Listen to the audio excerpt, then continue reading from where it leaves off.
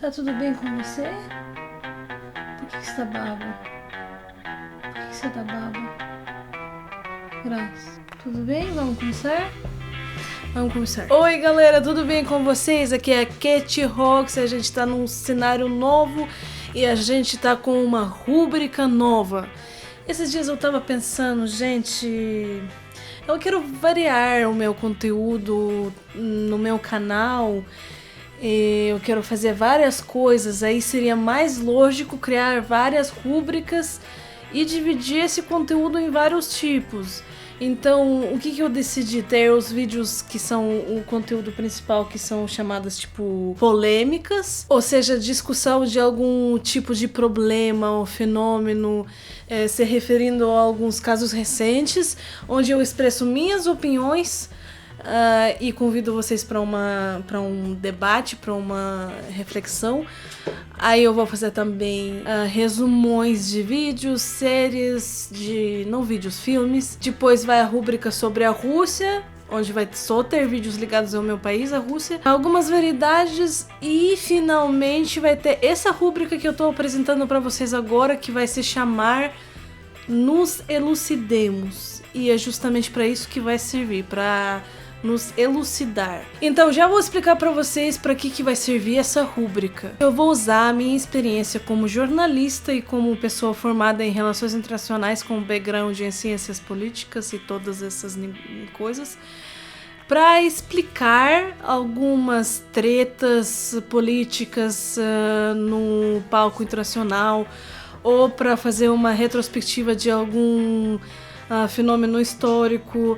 Enfim, a gente vai falar, sim, da política, um negócio que muitas pessoas consideram como chato, que é muito difícil de entender. E, na verdade, o chato é um negócio de perspectiva, de ângulo, né? Logo que você descobre como que funciona, você, na verdade, muitas vezes fica interessado. Então, nesses vídeos eu vou fazer questão de apresentar essas informações de uma maneira mais divertida, mais leve, mais clara e explicar algumas coisas básicas para vocês, algumas coisas que a gente pode usar como uma ferramenta de análise daquilo que está passando no mundo hoje. Então, aí eu pensei que para o meu primeiro vídeo o tema mais lógico seria o rolê que está acontecendo agora entre os Estados Unidos e o Irã. Hoje a gente vai entender as raízes desse conflito, por que ele existe, como que ele se desenvolveu, e a gente vai fazer também alguns prognósticos quanto a isso. Vem cá, meu amor. Você pode ficar aqui, meu amor, por favor? Gente, olha quanta almofada que tem, bonitinha. Tá gostoso pra se deitar aqui. Que gostoso, meu Deus do céu. Olha só, olha só. Vem cá. Bom, se vocês usam Twitter ou alguma outra rede social, que é bem evidente já que você está aqui assistindo esse vídeo, eu tenho certeza que vocês já ouviram algumas especulações sobre a Terceira Guerra Mundial e sobre a apocalipse nuclear que tá batendo na porta. E nesse caso eu vou ser bem chata, gente. Eu vou dizer que os memes são um negócio que eu gosto muito, que é maravilhoso, que eu adoro. Mas eu acho que nesse caso específico, as pessoas estão realmente perdendo um pouco de noção e criando um discurso muito alarmista que pode prejudicar a saúde mental de várias pessoas e saúde mental da sociedade como toda. Engraçado, o que você tá fazendo? Vem cá. O que você tá fazendo, doida? O que você tá fazendo? Então, nesse vídeo...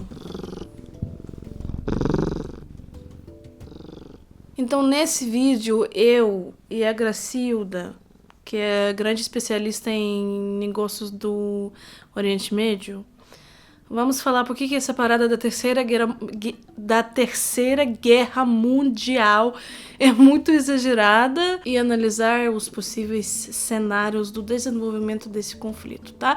Então, queria dividir esse vídeo em várias partes para que seja mais fácil entender a minha lógica, e já que começamos com o negócio da Terceira Guerra Mundial, eu queria falar primeiro do todo o conceito da Guerra Mundial, basicamente da Primeira e da Segunda. Eu não vou falar aqui sobre os motivos, as causas que levaram o mundo até as guerras mundiais, porque assim o vídeo vai ficar muito extenso e essa informação é bem facilmente pesquisada no Google, mas eu queria refletir sobre esse assunto de um ângulo um pouco diferente, um pouco inesperado, talvez. Então, primeiro, eu queria que vocês entendessem que, ao contrário daquilo que está acontecendo agora entre os Estados Unidos e o Irã, ambas as guerras mundiais não foram somente uma consequência de discordâncias entre dois países. De fato, ambas as guerras mundiais foram uma colisão de dois campos de países com ideologias e valores opostos, que teve como seu resultado uma demolição de sistemas de relações intergovernamentais e socioeconômicas anteriores e a criação de sistemas completamente novos. A minha primeira especialização universitária é diplomacia, ou seja, relações internacionais. E aí, como diplomata pela profissão, eu posso até dizer que no mundo de diplomacia existe um tal conceito chamado sistema de relações internacionais. E com cada guerra mundial, esse sistema mudou completamente. Por exemplo, desde os fins do século XVII até o final da Segunda Guerra Mundial, o mundo diplomático era regido pela doutrina que se chama Soberania de Westfália. Esse foi um princípio político e diplomático que falava que qualquer país é soberano só dentro do seu território. Então, principalmente, dividia as políticas interna e externa. E, na verdade, foi muito inovador e crucial para a construção de uma ordem mundial completamente nova. Então, o que aconteceu depois da Primeira Guerra Mundial? Esse sistema de Westfália não foi completamente demolido, porém ele, vamos dizer, se evoluiu em outro sistema, que se chama Sistema de Relações Internacionais Versalhes-Washington. E aqui começa o mais interessante. A gente tem que entender que esse sistema foi construído por grupo de potências vencedoras, que venceram na Primeira Guerra Mundial, ignorando completamente os interesses dos países que tinham sido derrotados. E, na verdade, na opinião de historiadores, isso foi um dos fatores-chave que depois levou à Segunda Guerra Mundial. O fato dos interesses geopolíticos e econômicos desses países não ter sido levado em conta, entenderam? Então esse sistema, que hoje em dia se considera como bastante negligente e discriminador, foi uma espécie de bomba de relógio que, afinal das contas, resultou inclusive na Segunda Guerra Mundial. Então, depois que acabou a Segunda Guerra Mundial, se criou nova ordem mundial, novo sistema de relações internacionais que se chama Yalta-Potsdam. Essa ordem existe no mundo até hoje em dia e se baseia principalmente na atuação de organizações não governamentais, de organizações internacionais como Nações Unidas, por exemplo, que em teoria são mediadores, observadores, controladores de observação de direito internacional, etc, etc, etc, etc. Enfim, um fato interessante, você já devia ter se perguntado, gente, por que esses sistemas têm nomes tão doidos?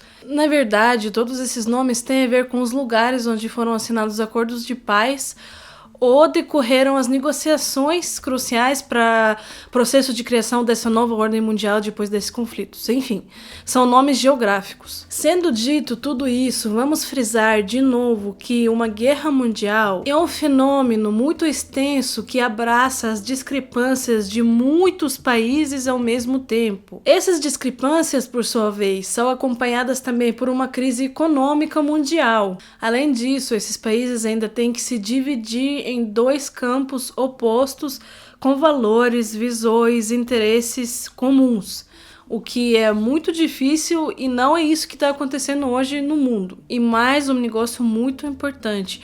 A gente não pode esquecer que ambas as guerras mundiais aconteceram na época pré-nuclear, quer dizer, antes da criação das armas nucleares. Hoje em dia, muitos cientistas políticos acreditam que o conceito de guerra mundial em si já é ultrapassado, simplesmente porque a criação de armas nucleares e seu alastramento pelo mundo mudou de uma vez por todas a própria natureza de guerra. Sobre isso, a propósito, existe uma doutrina importante que se chama destruição mútua assegurada, que inclusive salvou o mundo de catástrofe nuclear durante a Guerra Fria. A principal ideia dessa doutrina é que hoje em dia duas potências nucleares vão evitar, custe o que custar, qualquer uso de armas nucleares só porque isso automaticamente vai significar a destruição do próprio agressor. Eu vou tentar explicar de uma maneira mais simples. Então, hoje em dia, qualquer país que tem arsenal nuclear também tem equipamentos de chamada alerta precoce.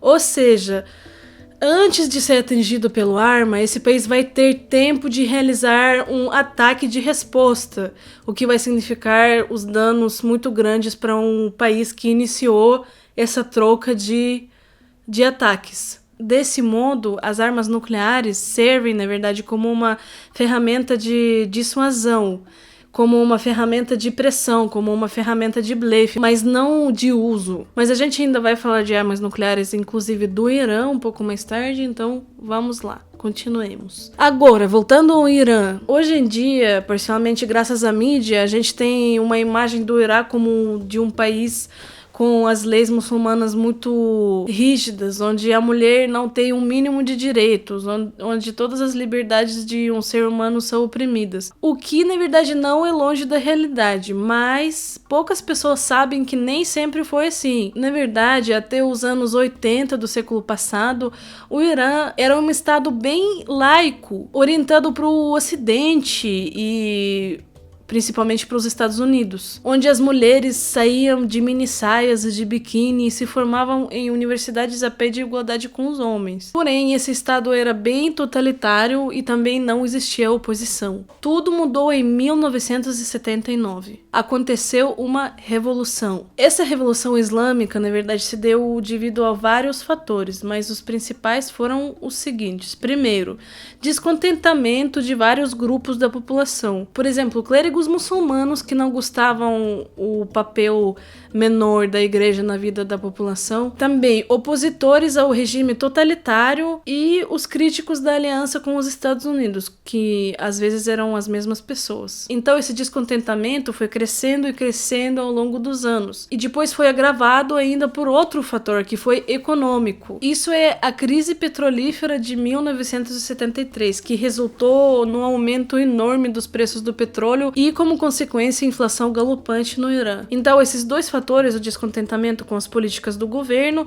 e a instabilidade econômica, se uniram e aconteceu uma revolução. Em meio desse caos todo, o governo foi tomado pelo novo líder, que se chamava Khomeini, e que proclamou uma ordem nova e teocrática. O que isso significa? Isso significa que, a partir de então, a principal autoridade no país era o imame, ou seja, o líder religioso, e o país parava de ser um estado laico. Esse sistema existe no Irã até hoje e, segundo vários especialistas, está se radicalizando com a passagem do tempo. O que, inclusive, tem gerado bastante protestos nos últimos anos, inclusive com vítimas, feridos e mortos, mas isso na verdade teve mais a ver com as dificuldades econômicas que o Irã está enfrentando hoje em dia. Porém, política e econômica são sempre as coisas interligadas, né? Para que eu tô contando tudo isso em tanto detalhe? Porque isso nos dará o contexto para entender melhor todos os atritos que estão havendo agora entre os Estados Unidos e o Irã. Então, depois que esse país passou a ser um estado muito menos democrático, um estado mais isolado, mais religioso. Claro que os Estados Unidos começaram a conduzir uma política de cada vez mais pressão contra ele. A gente sabe o quanto que os Estados Unidos propagam a ideia e os valores da democracia pelo mundo, seja de modo armado ou não, e o Irã nunca foi exceção, depois que passou a ser um país teocrático. Isso aí, naquela época, já criou um caminho para discutir discordâncias, conflitos e atritos posteriores. Porém, até recentemente foram, em maioria, casuais e verbais. Então, o que mudou significativamente o jogo e por que nos últimos anos os Estados Unidos e o Irã estão tendo uma tensão tão inédita? Então, o que mudou foi a questão de armas nucleares, na verdade, de uso da energia atômica. Em 2006, o Irã começou a usar urânio para criar sua primeira central energética à base de energia nuclear. E como vocês podem imaginar, o processo do chamado enriquecimento do urânio para esses fins é muito diferente dos fins bélicos. Por exemplo, urânio que a gente usa, quer dizer, não a gente, né, que se usa numa bomba nuclear é enriquecido até 90%, enquanto para os fins energéticos essa porcentagem é de 3,5%. Então, naquela época, o Irã falou abertamente para toda a comunidade mundial: galera, estamos aqui iniciando nosso programa nuclear, mas vamos fazer isso exclusivamente para os fins pacíficos. O que, a propósito, segundo muitos especialistas, era verdade. Porém, o mundo não acreditou no Irã, não acreditou nos seus planos nobres, e aí em 2006, no mesmo ano, a ONU impôs uma série de sanções contra o Irã. Principalmente tiveram a ver com impossibilidade de comprar as tecnologias e os equipamentos de origem nuclear. E isso além de muitas outras sanções que tinham sido impostas pelos Estados Unidos ainda na década de 90, pelo alegado apoio iraniano às organizações terroristas. Então, isso foi feito. Em que resultaram as sanções? Na verdade, resultaram em nada. Resultaram em uma escalada ainda maior de discordâncias entre o Irã e o resto do mundo. O Irã, obviamente, pensou que, bem, galera, se ninguém acredita em mim, então eu vou fazer esse meu negócio mesmo. Eu vou enriquecer o urânio. Meu Deus do céu, caralho.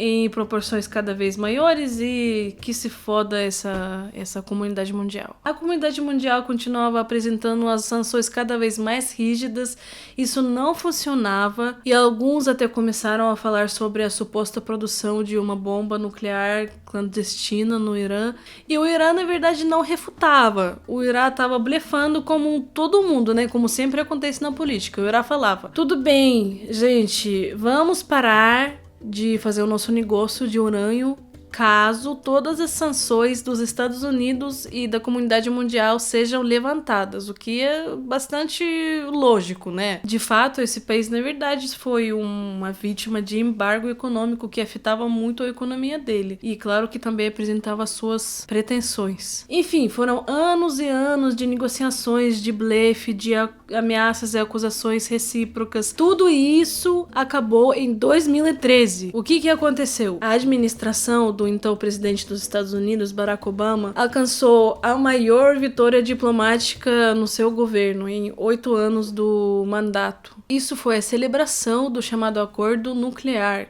que realmente foi um avanço muito grande. O Irã se comprometeu a não enriquecer o urânio até as índices perigosas, ou seja, mais que 3,5%, e vender ou armazenar os estoques do urânio enriquecido demais, que ele já tinha. E tudo isso sob supervisão de organizações internacionais, observadores e etc. Então foi um acordo bastante frutífero durante anos e anos, na verdade desde 2013 até 2018, a maioria dos países ocidentais estavam bem contentes com o jeito que o Irã estava observando as cláusulas do acordo, mas essa tranquilidade aí não era para durar. Em maio de 2018, em busca de um novo inimigo ideológico, já que a treta com a Coreia do Norte tinha meio que se acalmado naquela época, Donald Trump começou a fazer os ataques verbais muito fortes contra as autoridades iranianas. Do nada, ele afirma que esse acordo é um grande erro da administração do Barack Obama, sai do acordo e reimpõe todas as sanções contra o Irã. Os outros participantes, porém, ficaram no acordo e muitos condenaram o comportamento do Trump. Só queria lembrar rapidinho quem que são os participantes do acordo. Irã, 5 potências nucleares, que são China, Rússia, Estados Unidos, Reino Unido, França e, além disso, a Alemanha. Enfim, foi isso. O Trump deu início a uma troca de ataques verbais e não só verbais e, na verdade, destruiu todo o legado diplomático da administração anterior, no que se trata da questão iraniana. Bem, vocês imaginam o quanto que o Irã ficou puto com tudo isso, ainda mais que, segundo os observadores, ele estava cumprindo tudo bonitinho, por isso falou que pouco a pouco ele também ia parar de cumprir as cláusulas, o que é bem compreensível, né? Porque uma das partes parou de fazê-lo e o país simplesmente não tinha o porquê de ficar. Porém, sempre frisou que, caso as sanções fossem levantadas de novo, voltaria no acordo. Nada disso aconteceu. Os dois países continuaram a se alfinetar, mas assim, nada demais, um normal bate-papo político. Isso até recentemente. Então, o que aconteceu que todo mundo começou a falar da Terceira Guerra Mundial e de todos esses horrores de catástrofe nuclear? Aconteceram várias coisas, mas em primeiro lugar, a eliminação de um alto oficial iraniano pelas tropas americanas no dia 2 de janeiro de 2020. Esse homem se chamava General Soleimani e, como dizem muitos especialistas e muitos iranianos, os próprios iranianos e até políticos, ele foi o segundo homem mais poderoso em todo o Irã, até mais poderoso que o presidente, quer dizer, o segundo depois do imame. Por que que o mataram? O cara era responsável pelas operações iranianas no exterior. Inclusive, ele ajudou bastante o regime de Bashar Assad na Síria na luta contra o Estado Islâmico. Isso tudo, em palavras do próprio presidente dos Estados Unidos, Donald Trump, fez com que esse homem tivesse matado milhares de soldados estadunidenses e milhões de outras pessoas inocentes. E, abre aspas, merecesse a morte havia muito tempo. Nada de novo, os Estados Unidos resolvendo os negócios. A gente já viu isso muitas vezes na história, né? Então, seria bastante ingênuo acreditar que o Irã não responderia a esse tipo de agressão. Claro que respondeu. No dia 8 de janeiro, houve vários ataques de mísseis iranianos contra as bases estadunidenses no Iraque. Os Estados Unidos falam que não teve nenhuma vítima, enquanto a televisão iraniana está falando em 80 mortos. E, na verdade, eu fiz uma pesquisa bem aprofundada sobre o caso e a maioria de especialistas em Oriente Médio fala que esse ataque, na verdade, foi planejado como um show basicamente para o consumo interno, para mostrar para sua própria população que as autoridades iranianas responderam e não deixarem os Estados Unidos serem imunes desse negócio da morte do general. Alegadamente teria sido um ataque que foi planejado de modo especial para não matar ninguém, mas ao mesmo tempo não ficar mudos. Além disso, o que aconteceu? No mesmo dia, um avião civil ucraniano caiu no espaço aéreo do Irã. Até hoje não tem resultados de investigação, não tem dados suficientes para falar o que aconteceu, mas muitos veículos de comunicação e até alguns políticos que citam a inteligência dos países deles falam que o avião tinha sido abatido por um míssil iraniano, claro. E eu, na verdade, também acredito nessa versão, porque acidentes como esse são bastante comuns nos momentos de caos, porém ainda é cedo para tirar conclusões. Vamos acompanhar a situação. A gente acabou de fazer uma retrospectiva e eu vou começar a parte talvez mais interessante para vocês. O que vai acontecer no futuro? Quais são as principais perguntas? Primeiro, será que alguém vai usar uma arma nuclear? Bem, nesse caso só poderiam ser os Estados Unidos, porque o Irã não possui uma bomba nuclear, como dizem os especialistas, e é pouco possível que possua no futuro próximo. A verdade é que o Irã provavelmente queria ter uma arma nuclear, ainda mais que seus dois inimigos regionais, Israel e Arábia Saudita, têm acesso às armas nucleares, mesmo sem assumi-lo. Mas por enquanto, o país não tem a possibilidade de criar esse tipo de arma. E mesmo se quiser, isso levará muitos anos ainda. Então, uma pergunta lógica: o que impede os Estados Unidos simplesmente mandar uma bomba para lá? Justamente a fórmula que a gente aprendeu um pouco mais cedo sobre o uso de armas nucleares como ferramenta de pressão e não de atividades bélicas no campo de guerra. Aliás, sabe-se que o Irã tem aliados que inclusive têm armas nucleares.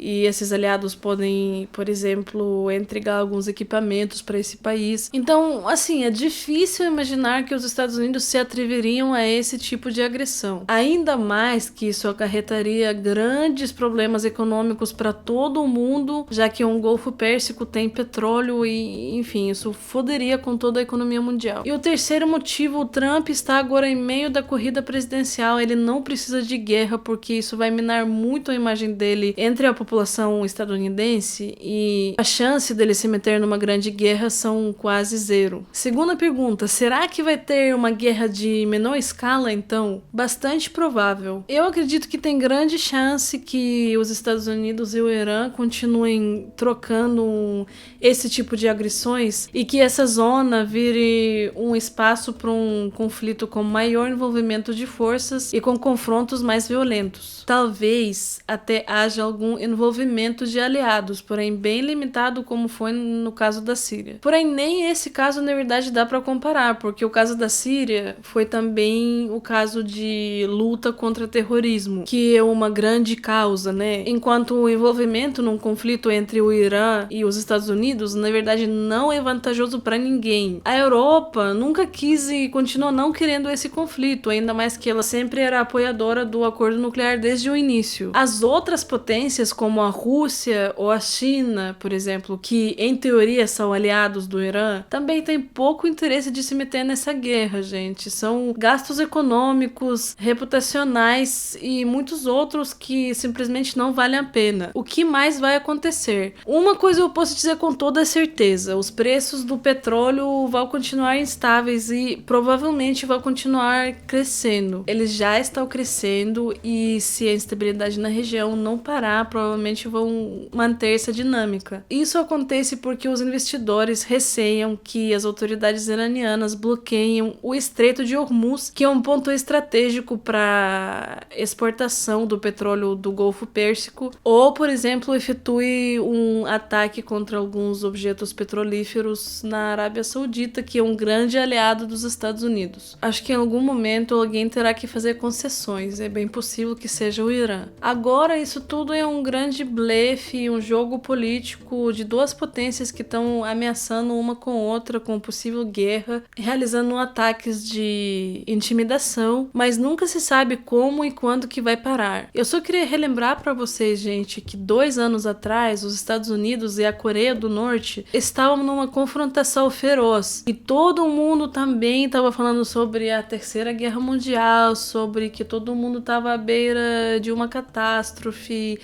e por aí vai. Isso sendo que a Coreia do Norte realmente possui armas nucleares e um líder ainda mais excêntrico, né? As ameaças eram pavorosas, porém acabaram em nada. Passados alguns meses, o líder norte-coreano e estadunidense já estavam apertando as mãos e falando numa reunião bilateral, enquanto hoje em dia ninguém mais lembra desse conflito. Isso tudo só para dizer que a política é um negócio muito caótico, às vezes bastante imprevisível, e a experiência nos mostra que as palavras são quase sempre mais fortes e exageradas que as intenções. Então, gente, isso foi tudo que eu queria dizer para hoje. Eu espero muito que esse vídeo realmente tenha sido útil, interessante para vocês. Por favor, escrevam embaixo nos comentários se vocês queriam ver mais conteúdo como esse, o que vocês acham do conflito, que previsões que vocês têm. Será que com esse vídeo vocês conseguiram entender um pouco melhor o que tá rolando? Se você está aqui pela primeira vez, por favor, se inscreva. A gente tá discutindo aqui um monte de questões: Rússia, política, feminismo, LGBT, ativismo, e vai ter muito mais, gente. Então é isso, gente. Até o próximo vídeo. Um abraço apertado pra vocês e um beijinho.